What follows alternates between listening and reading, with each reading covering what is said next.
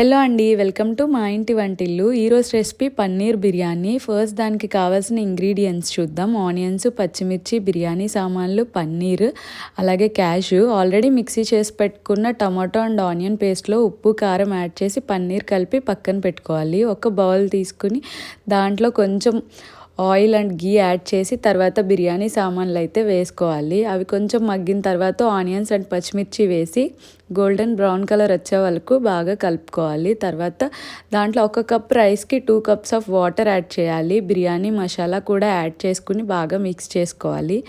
తర్వాత water boiling అయ్యే స్టేజ్లో దాంట్లోకి రైస్ అయితే యాడ్ చేసి ఒక 70% రైస్ ఇట్లా కుక్ అయిన తర్వాత ఆల్రెడీ కలిపి పెట్టుకున్న పన్నీర్ని దానిపైన యాడ్ చేసి కొత్తిమీర అండ్ అలాగే కలర్ కోసం పసుపు వాటర్ అయితే యాడ్ చేయాలి.